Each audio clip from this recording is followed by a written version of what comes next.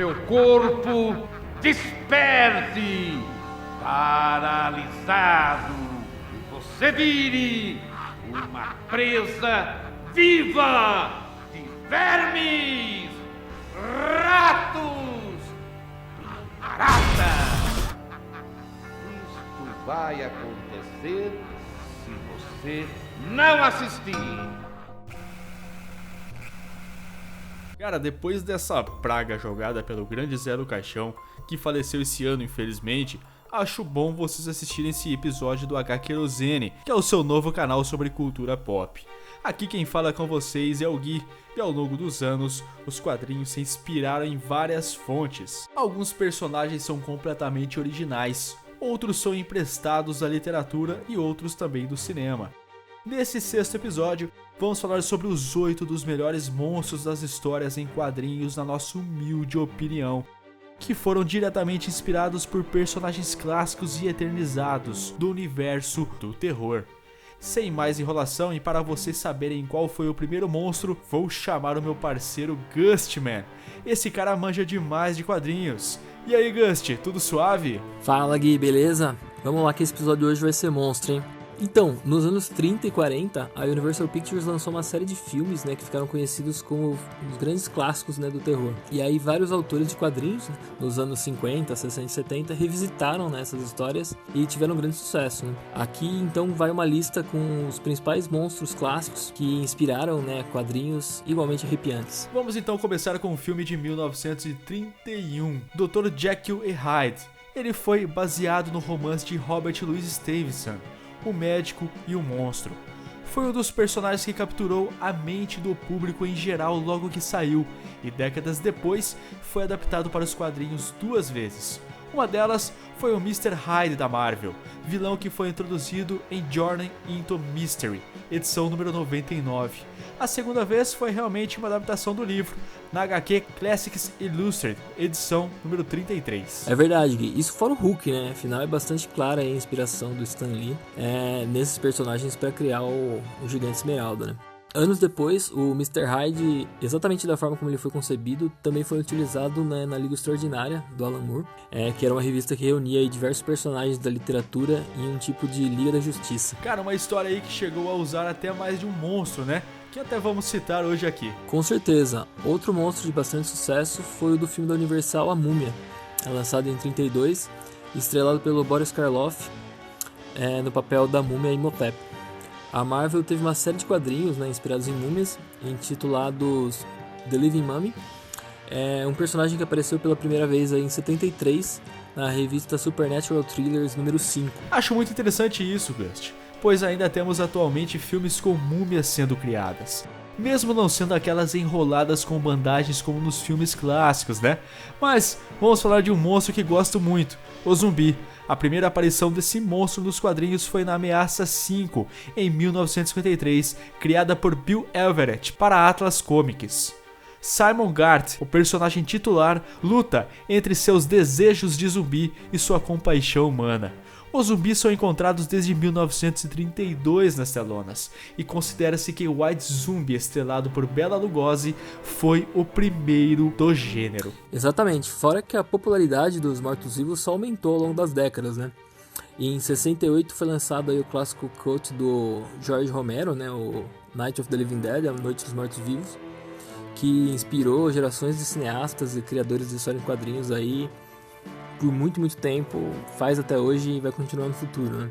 O Simon Garth, né, o personagem que a gente já citou anteriormente, ele foi ressuscitado então em 73 em Tales of the Zombie, publicado pela Magazine Management, que era uma filial da Marvel, né, na época, para publicar essas revistas de terror. Fora que os zumbis deram então também origem, né, a um dos meus quadrinhos favoritos, e seriado também, né, The Walking Dead. E fora essa HQ de sucesso, né, da Image, os zumbis já fizeram milhares de aparições aí, tanto na Marvel quanto na DC, sendo as incursões mais recentes nas minisséries Marvel Zombies e Deceased, ambas muito divertidas, que eu gosto bastante e recomendo aí a leitura. Cara, um grande clássico também é o filme O Homem Invisível, baseado no romance de H.G. Wells, lançado em 1933 como parte dessa leva de clássicos do terror. O personagem passou por várias adaptações ao longo dos anos, mas originalmente era um vilão. Ele apareceu em 1959 nos quadrinhos Classics Illustrated edição 153. Já em 1978, ele também apareceu na Marvel Classic Comics, na edição 25. Depois de anos, ele também apareceu em Liga Extraordinária da DC, como já citado, né? Mas como inspiração para os quadrinhos, claro, que não podemos esquecer da Mulher Invisível do Quarteto Fantástico, ou até mesmo do Caçador de Marte, da DC. É verdade, Gui, até mesmo tem um filme recente, né, que estão comentando bastante aí sobre o Homem Invisível, que chama The Invisible Man, também é da Universal, que é vagamente baseado no personagem original da literatura. O filme ele é estrelado pela Elizabeth Moss, né, que é a personagem principal do seriado The Handmaid's Tale, e foi lançado em fevereiro desse ano aqui de 2020. Um outro grande monstro clássico, né, que a gente tem aqui na lista é o lobisomem. A ideia de um homem-lobo, né, de um lobisomem, existe há muito tempo na literatura e também no cinema. Apesar de eles serem dois tipos diferentes de monstros, eles compartilham muitas semelhanças, né? Tem um filme da Universal chamado Lobisomem de Londres, que foi lançado em 35, e o clássico O Homem-Lobo, que foi lançado em 41. Os dois contam a história, né, de um homem que se transforma em lobo e a luta dele, né, para superar esses instintos animais que ele acaba adquirindo. É verdade, Gust. Estamos falando de antiguidades hoje, né? Histórias semelhantes foram contadas nos quadrinhos, como em The Wolfman, da Dell Comics, baseado no próprio filme e publicado em 1963. Isso mesmo, Gui. E acho que o mais conhecido é a adaptação da Marvel, né, na HQ Werewolf by Night, que surgiu pela primeira vez na revista Marvel Spotlight número 27, né, publicada em 72. Esse é um personagem que já deu bastante as caras, né, em diversas revistas.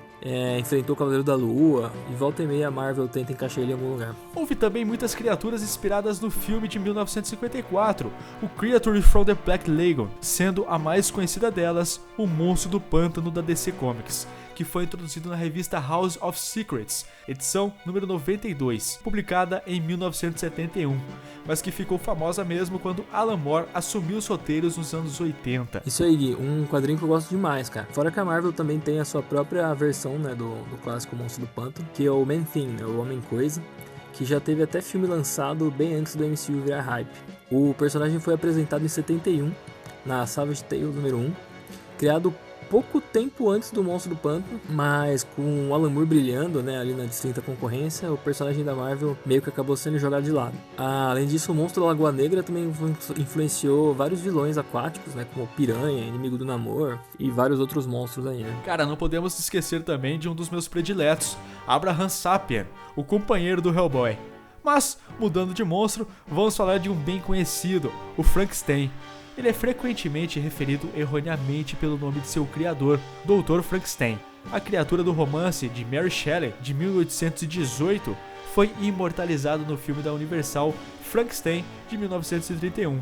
Seu conto de aflição, sua luta para se encaixar na humanidade e sua busca por vingança é um marco para a cultura pop, já tendo sido recontado inúmeras vezes. Exatamente. Nas HQs, a primeira aparição do monstro foi em 48, na Detective Comics número 135, e nos anos 70 a Marvel lançou The Monster of Frankenstein, é uma revista que não durou muito.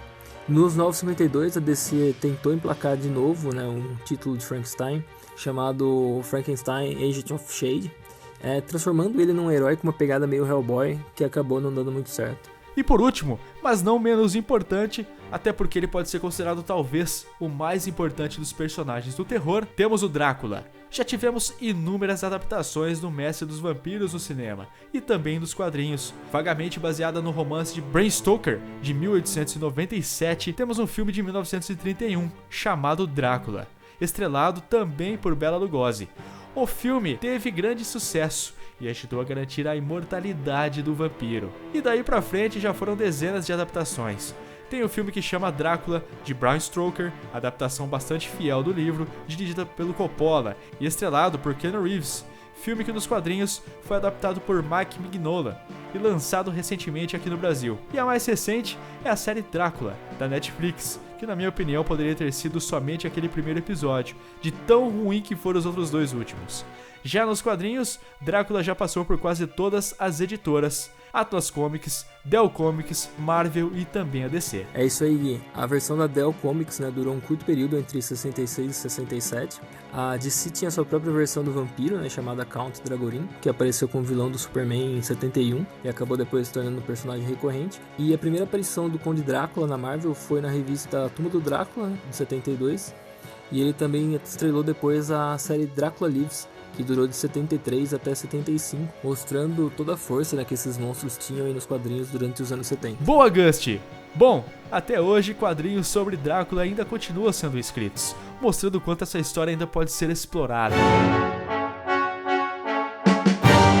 E por hoje é só, pessoal. Se você lembra de algum monstro que ficou de fora da nossa lista, deixa o seu comentário aqui embaixo. Comentem aí que a gente vai ter o maior prazer em discutir com vocês.